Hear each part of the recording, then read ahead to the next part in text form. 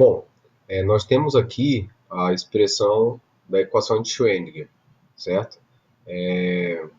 Nós temos basicamente uma analogia com a física clássica, que também tem suas equações, né? A equação de Newton. Ela também é uma equação que acaba sendo uma equação diferencial de segundo grau, certo? Acaba tendo também a ver com potencial, e a diferença aqui é que nós temos um termo do tempo, né? E essa equação foi a concepção a partir dos princípios observados para as partículas quânticas, né? Ou seja, partículas que têm comportamento ondulatório também. Foi a concepção de Schrödinger para uma equação que desse conta de obter e explicar as características das propriedades ondulatórias das partículas, certo? Então, basicamente, ele concebeu que nós temos uma função psi, certo? Essa é a letra grega psi, seria a função de onda correspondente à partícula. Então, é aquela função de onda que o Louis de Broglie, né, sempre quis encontrar. Então, o Schrödinger conseguiu encontrar a equação que descrevesse essa equação de onda, certo? Lembrar que esses efeitos da função de onda então, explicam perfeitamente o comportamento ondulatório, principalmente nos experimentos de dupla fenda, né? Interferência, quando a gente tem partículas. Bom, então veja que o potencial aqui, então vamos explicar, né, cada termo. H barra é a constante de Planck, multiplicado por 2π, certo? Massa da partícula. Aqui nós temos uma derivada segunda da função de onda, ao potencial. Então, assim como partículas clássicas, que estão sujeitas a forças, e cada força está associada a um potencial, né? As partículas quânticas também. Então, ao invés de aparecer a força, que vai aparecer o potencial. E a gente pode expressar a equação de Newton também da mesma forma, a segunda lei de Newton, certo? E temos aqui também esse potencial dependendo da posição e do tempo, certo? Bom, claro, pode mudar com o tempo. Existem forças que não são constantes no tempo, como quando eu empurro algum objeto e deixo de empurrar. Então, variou a força no tempo, certo? Consequentemente, o potencial também muda no tempo. E a derivada da função de onda em relação ao tempo. A primeira coisa que é importante de perceber é que se nós tivermos uma situação em que esse potencial ele depende unicamente da posição, e a maioria dos casos são assim mesmo, né? Força gravitacional, força elástica, força eletrostática, são potenciais estáticos, então não depende do tempo. Se ele não depende do tempo, a gente pode supor então que a função de onda ela pode ter seu comportamento separado entre uma parte espacial e uma parte temporal, que a gente vai chamar psi de x, a parte espacial, e φ de t, a parte temporal. Então vamos lá. A partir dessa proposição, a gente pode então substituir essa expressão aqui dentro da equação de Schrödinger para verificar qual é o resultado para a equação dada essa proposição, certo? Então vamos fazer isso agora. Bom, nós temos aqui então a menos h barra ao quadrado sobre 2m, a derivada segunda, parece um 2, tá? Mas é o del da derivada, certo? Agora, ao invés de psi de x de t e t, a gente vai ter psi, que eu já vou definir que é de x, e φ, que é de t. Então, não vou colocar as variáveis aqui para simplificar, mas psi está associado a x, certo? E φ está associado ao tempo, ok? Mais o potencial. Bom, então, como eu falei anteriormente, agora nós temos a possibilidade de reorganizar essa equação. Vamos tentar separar psi e φ, ou seja, a parte do espaço da parte do tempo. E a ideia é que a gente obtenha duas equações. Uma que vai descrever a parte temporal da função de onda, φ, e outra que vai descrever a parte espacial, certo? Então, se a gente substituir essa expressão da função de onda, perdão, se nós agora tentarmos reorganizar, o que a gente pode fazer? Veja lá, eu tenho φ aqui, ó, dentro de uma derivada, mas φ é uma função do tempo. Então, ela é constante em relação à posição, certo? Então, a gente pode tirar ela da derivada. E aqui a gente tem psi dentro de uma derivada do tempo. Então, como ela é uma função da posição, ela pode ficar para fora da derivada. Vamos fazer isso. Então, eu tenho menos h barra ao quadrado sobre 2m. A função agora temporal pode ficar fora da derivada. Derivada segunda em relação à posição, somente da função da posição, mais v psi φ. E aqui, de forma semelhante, a gente vai ter a função, a parte espacial saindo, ou ficando fora da derivada. E a derivada pega só na parte temporal. Então, veja lá, o que eu posso fazer para reorganizar? Vamos passar tudo que é φ para o lado direito, certo? E tudo que é psi para o lado esquerdo, da igualdade. Então, o que eu vou fazer? Passo dividindo psi e passo φ, ó, que está nos dois termos, dividindo para o lado direito. Então, eu tenho 1 sobre psi, que multiplica, são dois termos, né? Então, vou colocar um parêntese, menos h barra ao quadrado sobre 2m, a derivada segunda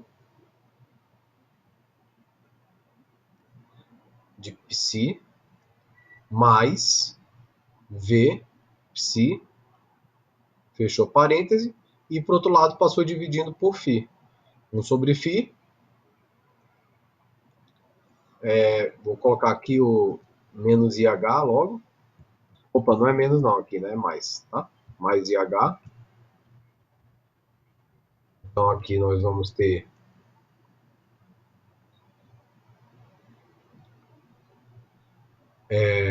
IH barra sobre φ d φ dt. Bom, então se do lado esquerdo a gente tem uma expressão que só está relacionada a x, e do lado direito uma que está relacionada somente ao tempo, bom, então a gente tinha esse raciocínio aqui desenvolvido. Vamos separar essas duas equações, certo? Para poder, então, tentar resolvê-las. Então, primeiro passo, a equação para x vai ficar 1 sobre π menos h barra ao quadrado sobre 2m, derivada segunda, mais v π igual a c. Então, a gente tem a primeira equação aqui, 1 sobre π, derivada segunda, perdão, h barra ao quadrado sobre 2m, derivada segunda, em relação a x, mais v, então psi também, né? Mais v, psi, igual a c. E então o que a gente pode fazer? Pegar esse psi e passar para o lado direito da expressão. Então a gente vai ficar com c psi. Então essa é a nossa primeira equação, certo? A segunda equação, é o lado direito aqui, a gente vai ter a função temporal igual a c. Então a gente tem i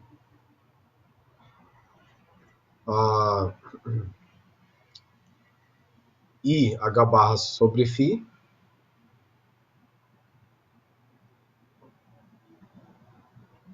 d φ dt igual a c. Então, seguindo o mesmo raciocínio, eu posso passar para o lado direito aqui o φ, e a gente vai ter então c vezes φ. Então, essas são as duas equações. Uma equação para x, para a posição, né? A função depende da posição, e uma equação para T. Se a gente determinar essas duas soluções e multiplicar, a gente vai ter a solução, a função de onda, que descreve o comportamento quântico da partícula, um elétron, um fóton, né? Um próton, o que for. No caso aqui, em geral, para esse início a gente vai abordar um elétron, certo? Bom, então vamos começar a trabalhar nessa função temporal, certo? Por quê? Qual é a função que, quando eu derivo uma vez, resulta na própria função, multiplicado por uma constante? Então vamos reorganizar essa expressão e escrever ela assim, ó. Dφ, a derivada da função que eu estou procurando, ela é igual a C sobre I H barra φ. Bom, a gente não costuma usar o i embaixo, né? Então vamos multiplicar por i em cima e embaixo, i vezes i daí ao quadrado, que é menos 1, certo? Então a gente apaga o i de baixo porque a gente multiplicou por i em cima e embaixo. Então essa é a equação que a gente tem. Então a resposta... Bom, e aí fica a pergunta, quem é essa constante C? Né? A resposta vai vir da outra parte da equação, a parte para a posição. Então vamos pegar agora essa equação da posição e fazer uma análise aqui em cima dela, certo? Qual é essa expressão então? É menos h barra ao quadrado sobre 2m, derivada segunda em relação a x de π mais v psi igual a c psi, certo? E a gente ainda precisa determinar quem é esse c aqui. Vamos fazer o seguinte, tem psi aqui, tem psi aqui, vamos escrever isso dessa forma aqui, ó, menos h barra ao quadrado sobre 2m mais v, perdão, derivada segunda,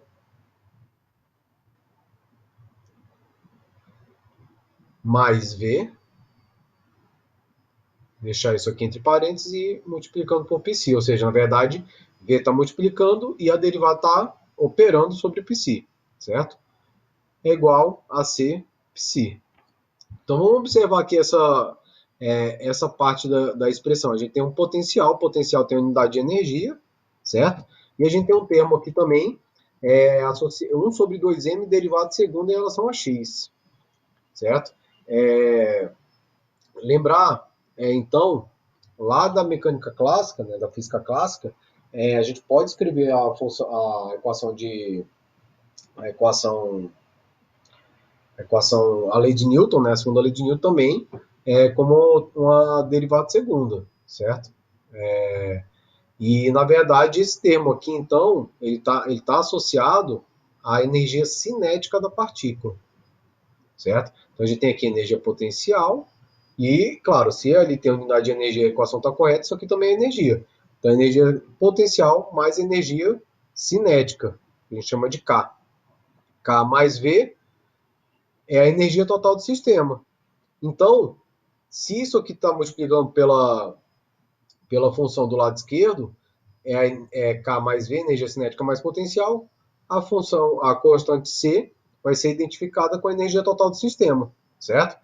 Então, se agora a gente coloca dessa forma, nossa equação fica menos H barra ao quadrado sobre 2m, derivada segunda, psi, mais v psi, é igual E psi. Essa é vamos chamar a parte espacial da equação de Schrödinger, certo? E a gente já fez a solução da parte temporal. A parte temporal, ela é E a menos I H barra sobre C, certo? Mais C, perdão, IC sobre H barra. Mais C a gente agora já identificou com a energia. Então, I é sobre H barra T, certo? Bom, a partir dessas expressões, então a gente pode começar a abordar os problemas. Qual é o problema mais simples? O mais simples é quando o potencial ele é zero, a partícula livre. Vai ser o primeiro caso que a gente vai abordar. Qual é o segundo mais simples? Quando o potencial ele é constante, certo? Então, é o segundo, são os dois casos que a gente vai abordar. O primeiro caso é uma partícula livre, o segundo caso a gente vai chamar de poço infinito, poço potencial. Na verdade, ele é constante, mas é infinito, certo? Que a gente vai analisar na sequência.